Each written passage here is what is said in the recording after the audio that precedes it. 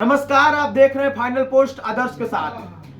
भारत का विभाजन किसी विभीषिका से कम नहीं थी। ये अंग्रेजों की सोची समझी चाल थी कि भारत के कैसे दो टुकड़े किया जाए। आज 14 अगस्त को हम भारत विभाजन विभीषिका दिवस मनाते हैं। नरेंद्र मोदी सरकार ने 2021 में इसकी घोषणा की थी। आज हमारे साथ जुड़ चुके हैं गौरव गंगेश, जो एबीवीपी के साथ काम कर चुके हैं, आरएसएस के साथ काम कर चुके हैं और वर्तमान में मेडिकल के स्टूडेंट हैं। हम आज भारत विभाजन विभीषिका दिवस पर इन पर चर्चा करते हैं। स्वागत है सर। नमस्कार आदर्श। तो सबसे पहले मैं फाइनल पोस्ट को इस बात के लिए धन्यवाद देना चाहूँगा जिन्होंने मुझे आज विभाजन विभीषिका दिवस पे बात करने का अवसर दिया है और जिन्होंने मुझे आमंत्रित किया है कि विभाजन विभीषिका दिवस पे बात करें हम। तो मैं आपको सबसे पहले 2-3 मुख्य बात ये बता देना चाहूँगा कि 14 अगस्त 2021 को हमारी वर्तमान सरकार ने इसे याद रखने के लिए, मनाने के लिए, ताकि भारत का हर पीढ़ी को, आने वाली हर पीढ़ी को ये याद रहे कि हमारे साथ क्या हुआ था। एक फैसला लिया था जिस फैसले का मैंने उस दिन भी स्वागत किया था और पुरजोर तरीके से मैं आज भी स्वागत करता हूँ। तो आज हम लोग के लिए एक सुखद महसूस करने वाला विषय है कि आज ही हम 14 अगस्त के दिन, जिस दिन विभाजन विभीषिका दिवस है, आज ही हम इस पे बात कर रहे हैं और इस विषय पे हम लोग हर बात को प्रकाश डालने की कोशिश करेंगे, हर बात को बात करने की कोशिश करेंगे कि हमें क्या और कैसे करना चाहिए। इस जो हमारे विभाजन का जो टैग हमारे ऊपर लगा था, जो अंग्रेजों की, जैसे आपने कहा कि सोची समझी चाल थी, बिल्कुल सोची समझी चाल थी। वो चाल क्यों थी, किस लिए थी और शायद इसी वजह से आज इस विभाजन में लाखों घर बर्बाद हो गई, खून की नदियां बही। जब 14 अगस्त का ये दिन इतना पीड़ादायक दिन था, जब मैं पढ़ता हूँ उसके बारे में तो मैं रो देता हूँ। आप जर्नलिज्म से है, मैं आपको एक चीज कहना चाहूंगा कि आप एक बार बंगाल में क्या हुआ था उस दिन वो पढ़िएगा। हुआ तो हर जगह था जी, हर जगह हुआ था, पूरे देश में हुआ था। मुख्य तौर पे पंजाब प्रांत में हुआ था, जहाँ पे आज का पाकिस्तान, उस एरिया में, जहाँ पे हर जगह हुआ था। लेकिन बंगाल में जो उस दिन हुआ था ना, आपको अटल जी की कविता में वो दर्द आपको दिख जाएगी। ठीक है, अटल जी की कितनी कविता है जो बंगाल के उस दिन का दर्द को, इसीलिए अटल जी लिखते हैं, बयान करते हैं, 15 अगस्त का दिन कहता आजादी अभी अधूरी है, अभी आजादी अधूरी है। 15 अगस्त का दिन ये नहीं कहता कि हमारी आजादी पूरी है, 15 अगस्त का दिन कहता आजादी अभी अधूरी है। तो हम इस अधूरी आजादी क्यों है? क्योंकि हमारे संपूर्ण भारत को, हमारे अखंड भारत को 14 अगस्त को पहला विभाजन का रूप दे दिया गया था, नींव डाल दी गई थी। और ये तो मैं आंकड़े की बात कर रहा हूँ कि पहला विभाजन का रूप। इससे पहले अफगानिस्तान को बांटा जा चुका था, इससे पहले अफगानिस्तान को हमसे अलग किया जा चुका था। तार जब खुलेगी तो आगे और बढ़ेगी, ये म्यांमार तक जाएगी, बहुत लंबी। तो मैं इस पे ज्यादा बात अभी नहीं करूंगा। अभी हमारा जो एजेंडा है, जो गवर्नमेंट ने डिसाइड किया है कि विभाजन विभीषिका दिवस जो हम 14 अगस्त को मना रहे हैं, वो क्यों मना रहे हैं, किस लिए मना रहे हैं, हमारा मतलब हम आगे किस तरीके से इस चीज को लेकर जाएंगे, तो इस विषय पे ही हम लोग बात करेंगे। उससे पहले कौन सा देश बटा, अखंड भारत का पूरा नक्शा क्या हो, इस पे हम अभी बात नहीं करेंगे। अभी हम एक बात करेंगे जिस पाकिस्तान को सेंट्रिक करके बात करेंगे। तो अब भारत का रोड मैप क्या होगा आगे का लेकर? देखिए, आज हम 14 अगस्त के दिन इस पे बात कर रहे हैं, 2024 का दिन है। आज भविष्य में जो भारत सरकार के होने वाले प्रधानमंत्री, उनके मुख से ये बात सुनना कि या तो पाकिस्तान का भारत में विलय होगा या फिर पाकिस्तान का संपूर्ण नाश होगा।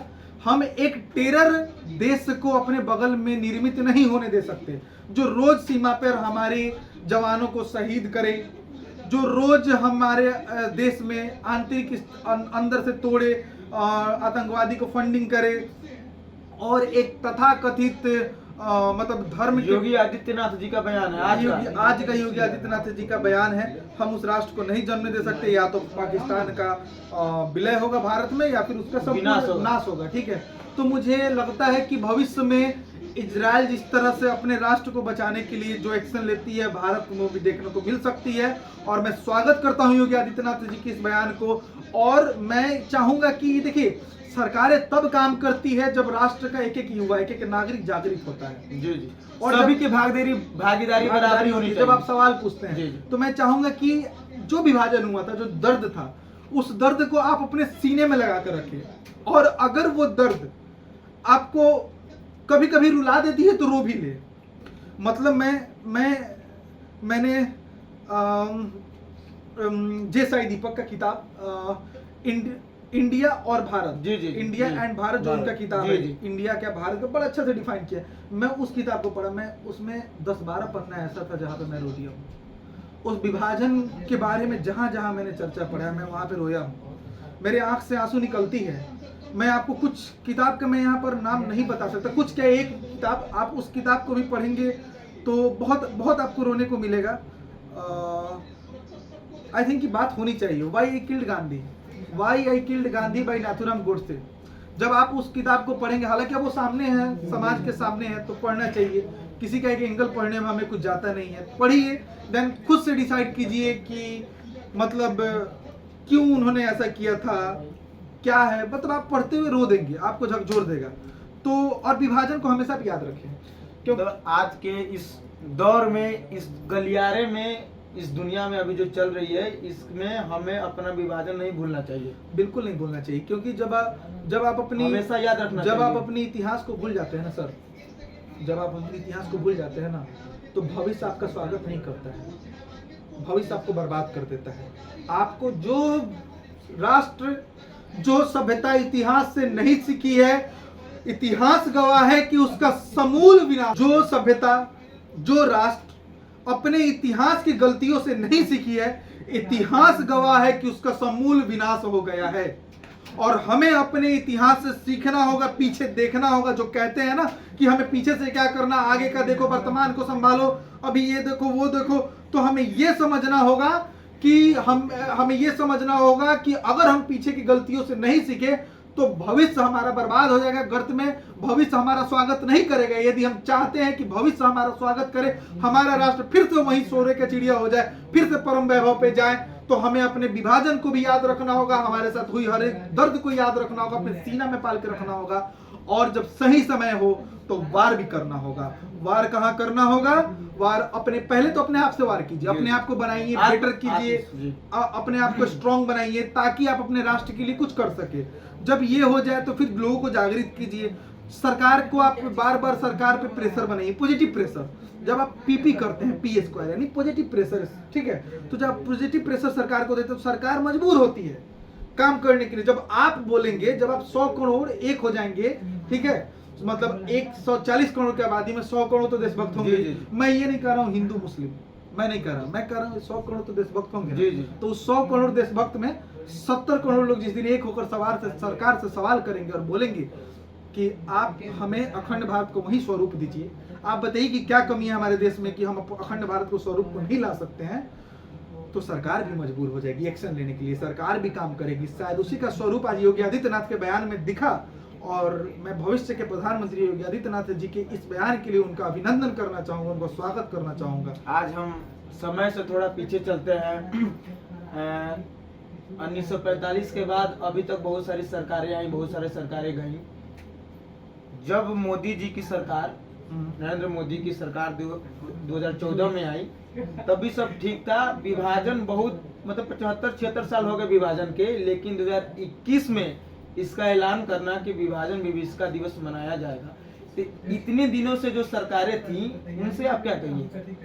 देखिए, जो इस पे कोई निर्णय नहीं ली, ये जो मतलब ऐतिहासिक निर्णय लिया गया 2021 में, इसको बहुत पहले कर देना, इम्प्लीमेंट कर देना। बिल्कुल, इसको बहुत पहले इम्प्लीमेंट कर, जिस तरह से संसद, इसको मैं कहता हूँ संसद में कानून लाकर इसको 1900 जिस समय हमारी पहली सरकार बनी थी, आप 1950 में कर सकते थे, 60 में कर सकते थे, 70 के दशक तक कर सकते थे।